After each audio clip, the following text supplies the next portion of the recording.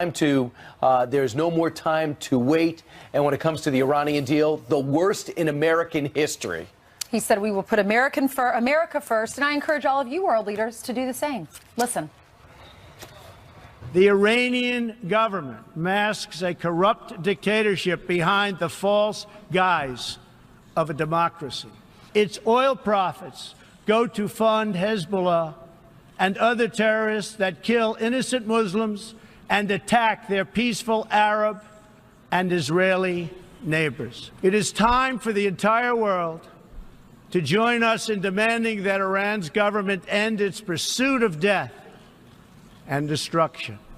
It is time for the regime to free all Americans and citizens of other nations that they have unjustly detained. No one has shown more contempt for other nations and for the well-being of their own people than the depraved regime in North Korea. The United States has great strength and patience, but if it is forced to defend itself or its allies, we will have no choice but to totally destroy North Korea. Rocket Man is on a suicide mission for himself and for his regime.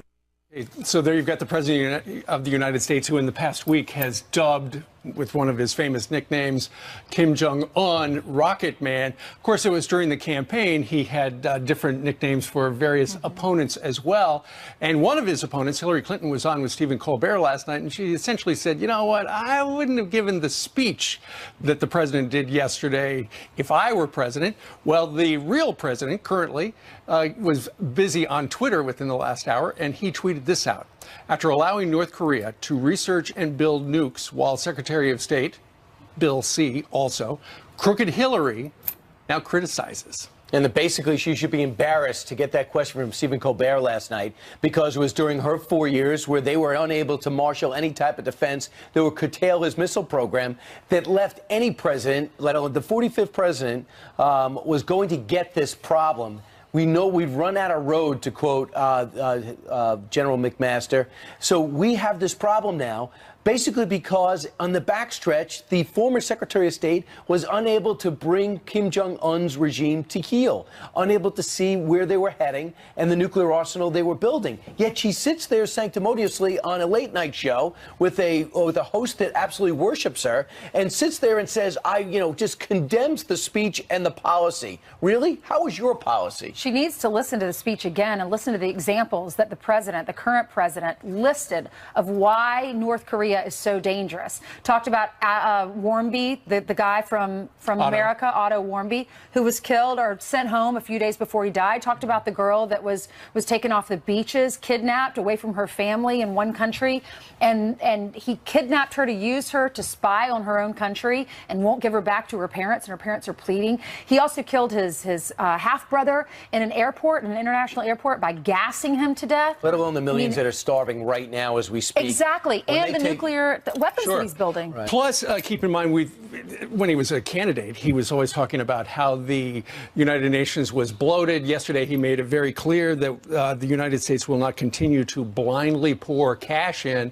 And at one point, the Secretary General of the United Nations was talking about how nations should embrace the flood of refugees into their countries and migrants. And then the president turned around, and what he said was that uncontrolled migration is unfair to both the sending and the receiving countries. So while what's it called? Turtle Bay, I was confusing it with Foggy Bottom, is used to diplomatic speeches. Yesterday, President Trump was very blunt, and the world is talking about it on this Wednesday morning. Well, President Obama also said in 2016 about North Korea, we obviously could destroy you. All right, where was all the critics then? 8 minutes after the hour. This is going to be a big week, and so next week. By September 30th, the Republicans have their last shot of somehow cobbling together some type of repeal and replace program. Making its way to the forefront has been this program by Senator Cassidy and Senator Lindsey Graham, both respected by both sides, known as moderate at some point, but very conservative when it comes to foreign policy. But in Graham and Cassidy's situation, they want to block grant the money already earmarked for Obamacare to the governors of these 50 states in a more equitable way. And that's what Lindsey Graham's going to be on here in about a half hour to talk about this program.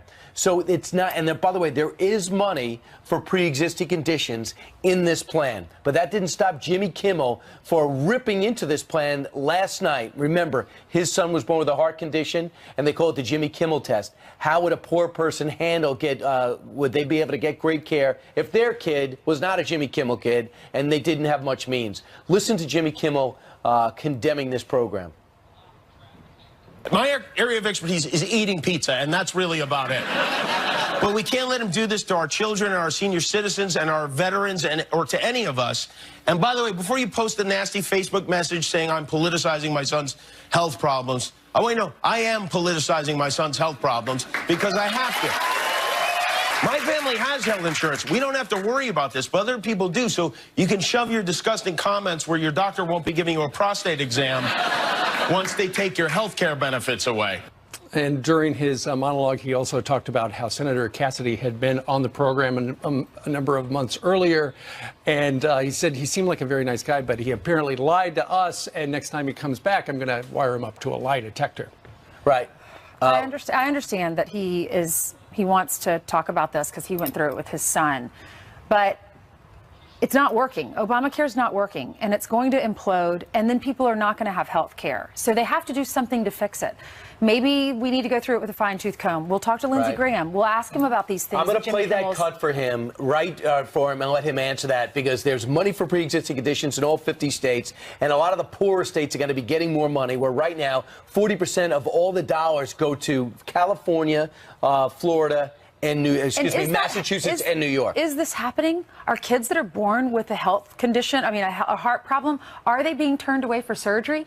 Are we letting them die in our hospitals? I wouldn't imagine that's the case. Live in person, so it's pretty exciting to finally see the curvy couch. Right. And I know your dad's excited too. He's about to launch a syndicated show. He is. And you guys are fresh off The View together. Has this been a surreal Huckabee experience for you over the last few weeks? I think it's been just a surreal experience in general, absolutely. It's been a whirlwind of a few months, but it's been the honor and privilege of a lifetime to get to serve this president, work in the administration, and we've had a great first 9 months, and we've got a lot of work to do. One of the top topics, easy for me to say right now, is the hurricane, and that's one of the things you guys have been worried about, hurricane relief, and now it's bearing down on Puerto Rico.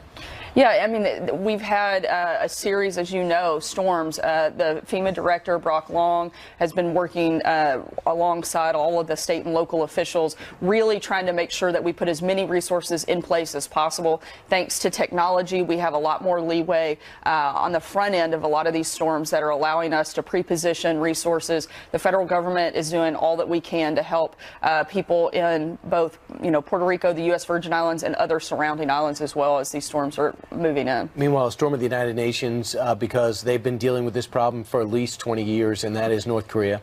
But now, as General McMaster said, we've run out of road. There's no more road to kick the can down. So anybody who's president, 45th president, was going to have to be dealing with this. Now, this president yesterday is calling Kim Jong-un out. First, he said that he'll feel the fury of a response. And yesterday, over the last couple of days, he's been using the term rocket man.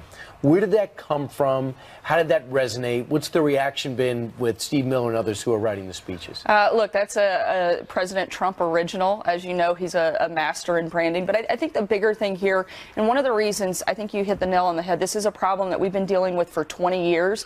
And Americans wanted somebody, a strong leader, somebody who wasn't going to put up with it anymore. That's one of the reasons I think Donald Trump won. They saw strength. They saw somebody who was not going to apologize for America, was not going to apologize for America's sovereignty and our success. They wanted somebody to stand up and be a fighter. They got that in Donald Trump. I think that was on full display yesterday and one of his stronger moments. And I think it was a great reminder of why people, supported him, and certainly why he's going to be a very successful president. The world president. leaders in the crowd he was talking to, they erupted into applause when he talked about being against the Iran nuclear deal. Yeah. They also clapped when he had that moment when he talked about how he's going to stand up for America first, and they should do the same. Listen to the soundbite, and then we'll get your reaction.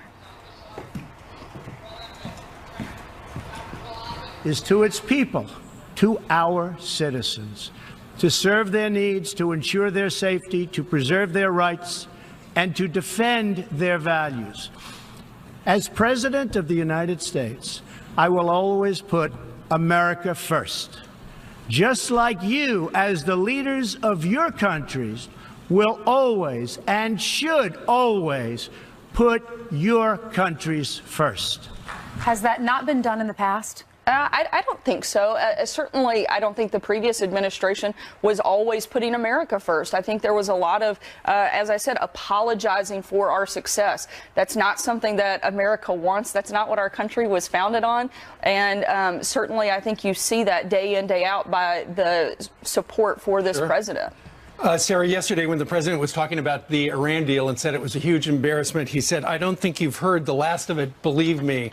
What does that mean? Well, you never want to get ahead of the president, so I'll let him make that announcement when the time comes. But he's not made this a secret. What announcement would that be? By the 15th, right? What plans may change and what actions he's going to take to fix the mistakes of being part of that deal on the front end. Look, this is a president who doesn't shy away from what he thinks. He's been very clear, very consistent that he does not like this deal, that it was bad for America, and something that he aimed to change once he got into office. But the problem with getting out of this deal is it was front-loaded. They got all the cash and relief from all the sanctions, so Iran would actually probably be high-fiving each Ayatollah because they'd be like, look, we got the money, and now we're free to legally build these weapons. I don't think as long as Donald Trump is president, Iran's going to be doing a lot of high-fiving. So I think that well, that's pretty today. That's pretty. The president will be speaking today at the United Nations. Yeah, I'm sure he'll have a retort for that. I'm sure he will. A lot of people in mainstream media didn't like the comment, the Rocket Man comment. That usually means you're doing something right. If the mainstream media thinks it's bad, then it's probably, most Americans probably like it. What was your reaction to Senator Feinstein? Had some comments. Hillary Clinton was on with Stephen Colbert last night and had comments against the speech. She called the speech dark. Look, everybody wants to talk about Donald Trump as escalating things. He isn't. North Korea is. But we have to have somebody who's going to stand up and say enough is enough. The president is doing that. He's going to protect Americans, protect our allies, and stand with our allies. And that's what he was elected to do, and that's what he's going to do every single day. Well, it doesn't look as if in the U.S. Senate the health care reform is dead. They're referring to it as a Hail Mary, essentially. The Graham... it is football season, after all. It is. The Graham Cassidy bill. Some are suggesting maybe there are 50 votes out there right now. Somebody who does not like it is Jimmy Kimmel, and he used his program last night to essentially say that Senator Cassidy had been on his show and lied to him. He's not going to provide for everybody in the country. Look, I certainly respect the position that he's in as a parent. He's speaking for the protection of his kid, as he should do.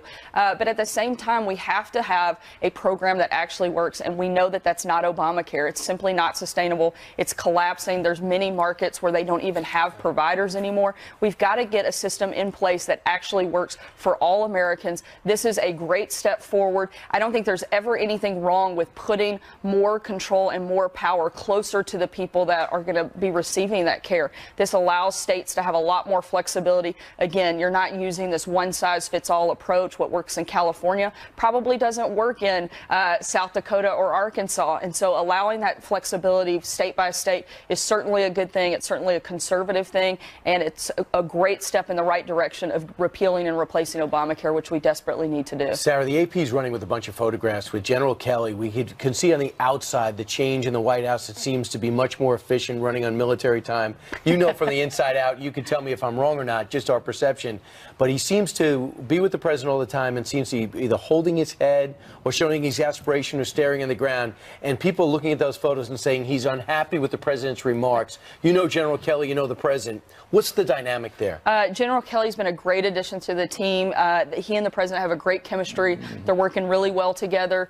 He's a great leader. I mean, you don't get to be a four-star general and not be a strong leader. The president has an abundance of energy. I don't know where it comes from. All of us on the staff are tired trying to keep up with him. But it doesn't I wouldn't be surprised if that's part of it. Speech. It doesn't mean he's upset by the speech. No, again, he's been part of the process. He's part of the speech writing process and very engaged. So he read the speech ahead of time. So any reaction, it might be because he's tired or he's just got his hand on his forehead and the media wants to run with it. I would certainly not read anything into that picture any more than probably just like the rest of us. We're tired trying to keep up with this president. president who's working hard every day to help America. Mercedes Schlapp going to help? I think so. Yeah, she's a great addition to the team. We're very excited. Look, anytime you can add more women to the team, I think we're going to be very excited. And the press and comms office are all in women's hands. So look out, guys. And she's got a lot of experience, too. Yeah, Thank she's you. great. Thanks so much. Thanks for stopping by. Absolutely. Thanks for having me. All right. Well, you just heard Sarah talk about health care. Up next, Kentucky Senator Rand Paul gives us his take. He doesn't like the plan that the Senate's talking about. And then Pete's having breakfast with friends in Fayetteville, Arkansas. You know something about that, Sarah. Right. We're going to check out with him. Pete, he gets to eat for free. Sarah would have had to have paid, right? Absolutely. Yes.